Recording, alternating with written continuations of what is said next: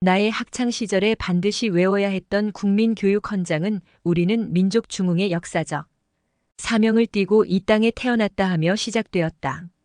그 당시만 해도 절대 빈곤에 가난한 나라를 일으켜 잘 사는 것이 온 국민들의 꿈이며 희망이었다. 대부분의 국민들이 가난했기에 잘 살아서 밥을 배불리 먹고자 했던 때가 있었다. 반만년의 역사 속에서 우리 민족이 은근과 끈기로 견디어온 것은 바로 밥의 힘에 있다고 생각한다. 우리말에 밥이 보약이란 말이 있다. 가난한 백성들이 너무 먹을 것이 없어 병에 걸렸을 때 밥을 먹여주어 영양 보충을 시켜주면 웬만한 병은 낫게 되었다는 뜻이다.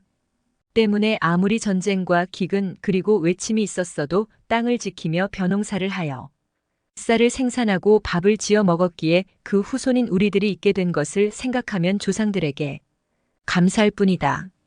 우리 민족은 예로부터 멀리에서 온객들에게 사랑방을 내주며 손님 대접을 하는 전통이 있어 왔다. 내가 고등학교 1학년 때 형과 함께 형의 친구들을 따라 여행을 하게 되었다. 부산을 거쳐 제주도를 갔는데 태풍으로 경비가 떨어져 그 후로는 무전 여행으로 집에 돌아왔다. 거의 일주일을 가는 곳마다 밥을 얻어먹으며 밥의 소중함을 깨달은 적이 있었다. 나는 그 당시 과거에는 알지 못했던 배고픔을 처음으로 경험했으며 남이 주는 밥의 고마움을 눈물로 대답한 적이 있었다. 당시에는 잘 알지 못했지만 세상을 살다 보니 밥은 곧 사람의 생명을 지켜주는 근본이라는 사실이다. 그리고 우리말 속에 고스란히 남아있는 인사법으로 정착되었다. 즉 아침 인사는 진지 잡수셨습니까가 오랜만에 친한 사람을 만나면 식사는 하셨습니까가 그리고 멀리 떠나 있는 자녀에게는 그래 밥은 잘 먹고 다니냐 하며 안부를 묻는 첫마디가 밥이다. 나는 군대 생활을 춘천 제2공병 때 부설 수송부에서 하였다. 그 시절 아침마다 트럭을 타고 작업장으로 떠나는 군인들에게 대대장의 훈시가 있었는데 여러분 오늘 하루도 밥값 사는 군인들이 되기 바란다. 나라에서 밥 주고 재워주고 입혀주고 하는데 요령 피지 말고 삽자루가 다 닳도록 일하라 하는 말은 50년의 세월이 지나도 잊혀지지 않는다. 왜냐하면 누군가가 밥을 먹게 하여 준다면 당연히 그 값을 해야 하기 때문이다. 대기업의 고위직 임원들이 받는 연봉은 엄청나다. 유명 운동선수들의 몸값 역시 상상을 초월한다.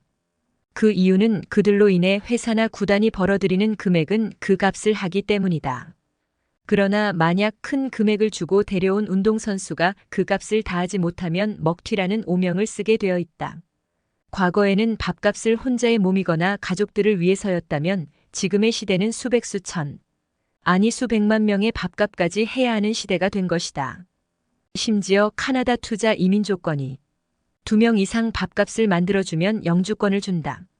그러나 한 사람의 잘못된 지도자로 인해 많은 사람들이 고통 속에서 살게 만들면 그는 많은 월급을 받고 엄청난 욕을 먹는데 밥값 조차 못한 놈이란 소리를 듣는다.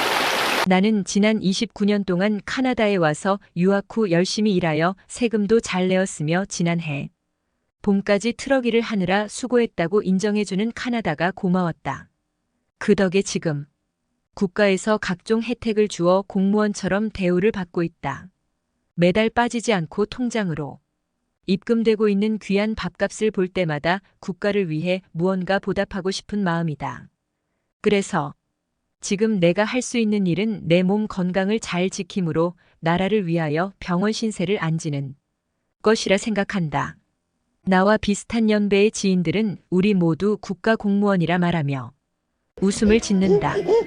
오늘날 국가 공무원들 중에는 기대 이상으로 밥값을 제대로 하는 사람들은 국민들로부터 박수를 받으며 반대로 제대로 해야 할 일조차 못할 뿐만 아니라 부정과 부패를 일삼고 있는 고위 공직자들과 정치인들을 보면 예전에 우리 공병대 대대장님한테 들었던 그 말을 전하고 싶다.